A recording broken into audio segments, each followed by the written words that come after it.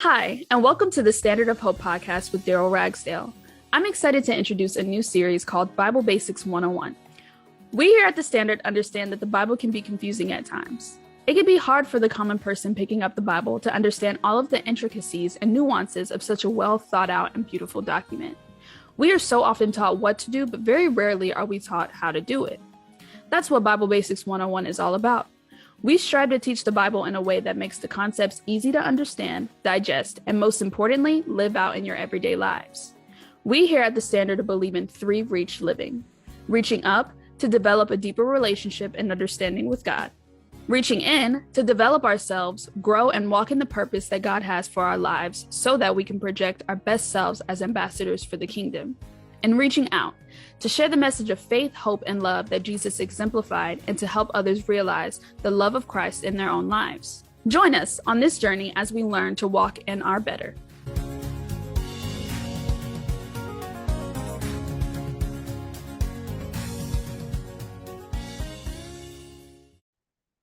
Hello, and I want to welcome everybody to another episode of the Standard of Hope podcast, where we discuss biblical everyday situations, but do it in a biblical way and really come from a biblical background. I want to thank everyone who supports me in this podcast.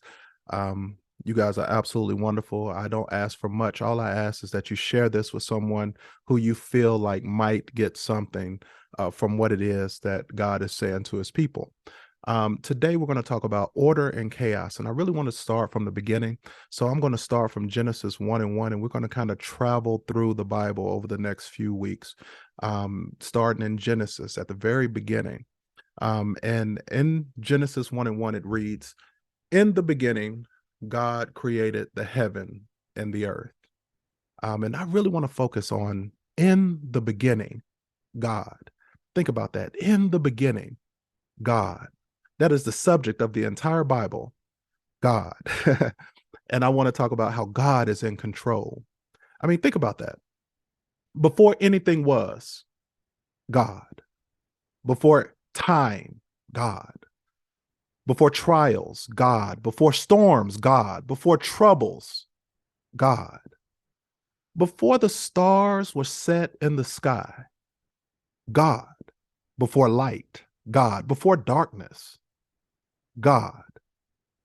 Before anything was, God is. Think about that.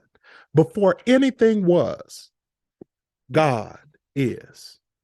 Everything that we see and even the atoms that make up the building blocks of the universe were preceded by God. God is the foundation of everything. Without him, there would be nothing. He is unmatched and he has no equal. He has no match. He has no contemporary. He is, as the Bible calls him, Elohim, or the one living God. The significance of this particular title is that it speaks to his majesty and sheer unmatched power and authority. He is the God of creation. Consider this. The work that God did in the beginning, we're still seeing the results of today. Universes are still being created and destroyed. Stars greater even than our own sun are still being born because of the power that God exhibited millions of years ago. What an awesome power that is. He is truly the first and the last, the beginning and the end. He is the Almighty. We have to right-size God in our mind and in our lives. He is the in the beginning God. He is the foundation of all. Without him, there would be nothing. So what do we learn from that first verse that says in the beginning? What do we learn from that in the beginning statement of our Bible? Well, I believe that we learn that he should be the foundation of everything that we do. Every business venture, every ministry, every decision, and every task, we should make God the foundation. We should consult him on everything that we do because he is truly in control and he knows what is best for us, even better than we know ourselves.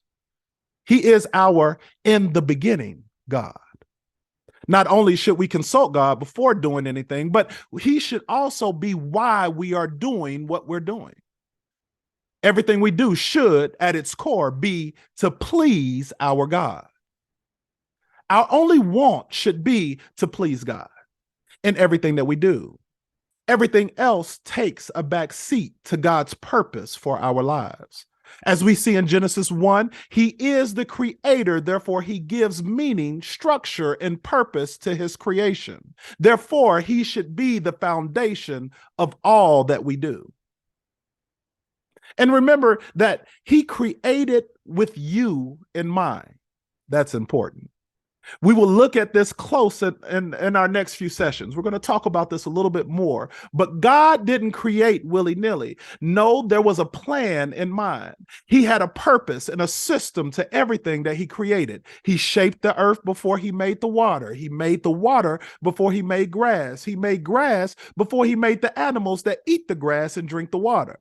It was well thought out, and everything had a purpose and a place. It was all a part of his plan. We must understand that while God is creating us, he is doing it with a purpose and a plan in mind. Everything that we go through is done with meticulous precision. Nothing is done by mistake or by happenstance. God is in full and utter control. He has a plan. So as we go through our trials and tribulations, we must understand that God has designed the situation with us in mind. He will never leave us, nor will he forsake us. And he has gone through tremendous detail to ensure that this trial, this test, this situation isn't too much for you. It was designed to push you. It was designed to stretch you. It was designed to build you, but it was not designed to break you. You have everything that you need to endure. So always remember that God is in control. All right, if you enjoyed what we spoke about today, again, I really want you to help us out by sharing this message with someone else. Give someone else this message that you think might bless them, someone else that needs to understand and know that God is in control, that whatever it is that they are going through, he is our in the beginning God with all power in his hands. He is in full and utter control of everything that you go through. It might seem hard and you might be going through something right now, but he is the in the beginning God, and he will never, ever put more on you than you can bear. I look forward to seeing you all next time. Thank you for joining me. And again, if it's not good, it's simply not over. Keep standing, keep moving forward, and God will bless you. Bye-bye.